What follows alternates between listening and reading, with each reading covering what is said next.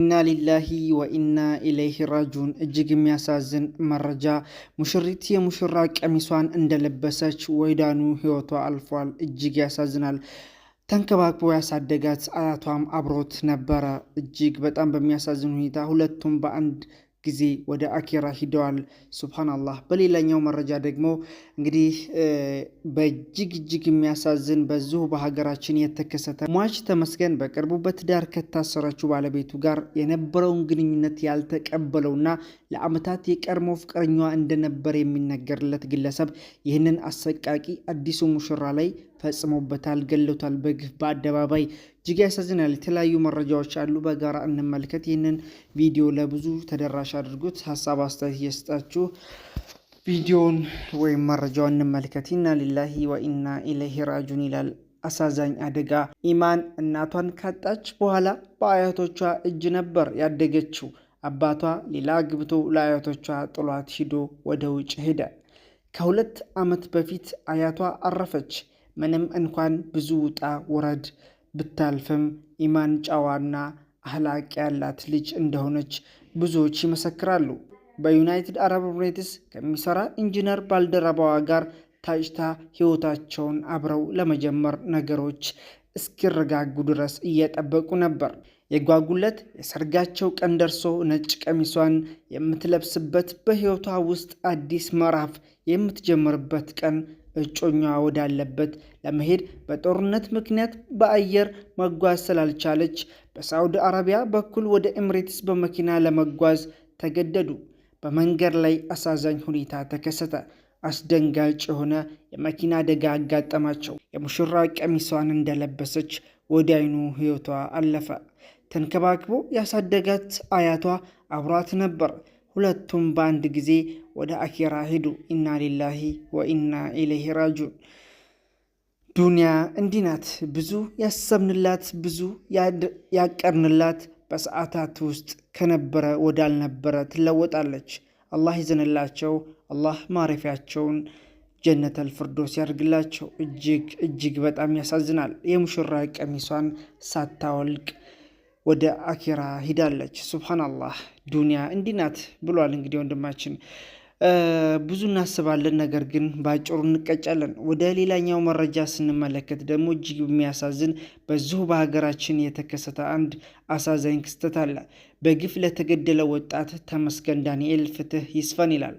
ሚያዝያ 14 ቀን 2018 ዓ.ም ማለዳ 2 ሰዓት አካባቢ የአቢሲኒያ ባንክ ባልደረባ የሆነው ወጣት ተመስገን ዳንኤል ወደ ስራ ገበታው እየተሰማራ ባለበት ወቅት በአሰቃቂ ሁኔታ ህይወቱ ማለፉ ተሰምቷል። ወጣቱ በሽጉጥና በሳንጃ ተወግቶ ለሞት የተደረገው በአደባባይ እርዳታ እየጠየቀ ቢሆንም በስፍራው የነበረው ማህበረሰብ በድንጋጤና በዝምታ መመልከቱ ተገቢውን ድጋፍ ሳያገኝ ነፍሱ እንድታልፍ ተገዷል። ይህ ዘግናኝ ድርጊት መነሻው ቂም በቀል እንደሆነና ማህበረሰቡ ዘንድ በሰፊው እየተነገረ ይገኛል። ሟች ተመስገን በቅርቡ በትዳር ከታሰረችው ባለቤቱ ጋር የነበረውን ግንኙነት ያልተቀበለውና ለዓመታት የቀድሞ ፍቅረኛዋ እንደነበር የሚነገርለት ግለሰብ ይህንን አሰቃቂ ጥቃት እንደፈጸመበት መረጃዎች ይጠቁማሉ። የአንድ ንጹህ ሰው ህይወት በዚህ መልኩ በአደባባይ መቅጠፉ እጅግ የሚያሳዝን የህግ የበላይነት የሚፈታተን ተግባር ነው። በመሆኑም ይህንን ኢሰብአዊ ወንጀል የፈጸሙ አካላት በአስቸኳይ ለህግ እንዲቀርቡና ለሟች ተመስገን ዳንኤል የሚገባውን ፍትህ እንዲሰፍን ጥሪ እናቀርባለን። የህግ አስከባሪ አካላት ጉዳዩን በጥልቀት በመመርመር የንጹሐን ደም በከንቱ የሚያፈሱ ወንጀለኞች ተገቢውን ቅጣት እንዲያገኙ ማድረግ ይጠበቅባቸዋል። በቅርቡ ትዳር መስርታ የሐዘን ማቅ ለለበሰችው ባለቤቱ፣ ለቤተሰቦቹ፣ ለወዳጅ ዘመዶቹና ለስራ ባልደረቦቹ በሙሉ መጽናናት እንመኛለን። ፍትህ ለተመስገን ዳንኤል ይላል።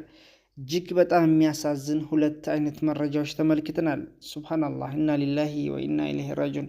እኛም የአላህ ነን፣ ወደ እርሱም ተመላሽ ነን። ከመጀመሪያው ቪዲዮ እንደተመለከተ መረጃ እንግዲህ እኛ ብዙ እናስባለን፣ ነገር ግን በሰርጋችን ቀን በደስታችን ቀን በምንለው ቀን ወደማይቀረው አኪራ እንሄዳለን። ይህንን ልናስተውል ይገባል። ብዙዎቻችን ግን አናስተውልም። የተለያዩ ወንጀሎች ተዘፍቀናል። አላህ ይዘንልና አላህ ለቤተሰቦቹ ለነሱ ደግሞ አላህ ጀነተል ፊርደውስ ያድርጋቸው። ለቤተሰቦቹ አላህ ሶብር ይስጣቸው። ለእኛም አላህ ይዘንልን፣ መጨረሻችን ያሳምርልን። እጅግ በጣም በሚያሳዝን ሁኔታ በዛ መልኩ ህይወቷ አልፏል። ሙሽሪት ከአያቷ ጋር በጣም ያሳዝናል። በጣም እንግዲህ ባልየውም አላህ ሶብር ይስጠው ለማለት እወዳለሁ። ብዙ ነገር እያሰበ ብዙ ነገር እየጠበቀ ነበረ፣ ነገር ግን አልሆነም። ሱብሃንአላህ። በዙ በሀገራችን ደግሞ የተከሰተውን ሁለተኛው መረጃ ተመልክታችኋል ማለት ነው። እንግዲህ እነዚህ ሙሽሮች ናቸው በምስሉ ላይ የምትመለከቱት። ነገር ግን ባልየው ነው የሞተው ማለት ነው። ለሙሽሪት መጽናናት እመኛለሁ፣ ለቤተሰቦችም ጭምር።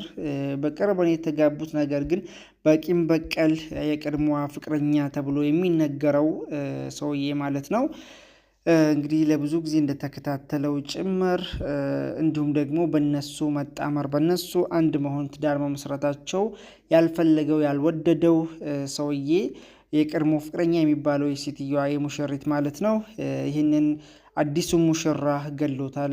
እጅግ በጣም በሚያሳዝን ሁኔታ በአሰቃቂ በአደባባይ ነው የገደለው። ገዳዮች እየበዙ ያለበት ሁኔታ ነው። በሀገራችን ብዙ ነገር ነው እየተስተዋለ ያለው፣ ወንጀለኞች እየተስፋፉ፣ ነገር ግን የህግ ማላላታችን ምክንያት እንግዲህ ይህን ነገር ሊያመጣ ችሏል። የገደለ ቢገደል፣ የገደለ መፍትሄ ዘላቂ መፍትሄ ቢበጅለት እስር ብቻ ባይሆን ኖሮ ብዙ ሰዎች ወደዚህ ወንጀል ውስጥ ባልተሳተፉ ነበር። እጅግ በጣም የሚያሳዝኑ ሁለት መረጃዎችን ወደ እናንተ አድርሼላችኋለሁ። የሁላችንም መጨረሻ አላህ ያሳምርልን ለማለት እወዳለሁ። ለቤተሰቦቹ ለወዳጆቹ መጽናናትን እንመኛለን። የህግ የበላይነት እንደሚሰፍን ተስፋ አደርጋለሁ። እንደዚህ ነገር ሲፈጠሩ ሁላችንም ድምጽ በመሆን ለብዙዎች ተደራሽ በማድረግ የበኩላችን አስተዋጽኦ ልንወጣ ይገባል ባይ ነኝ። አብራችሁን ስለቆያችሁ ከልብ አመሰግናለሁ። ወሰላሙ አለይኩም ወራህመቱላሂ ወበረካቱ። መልካም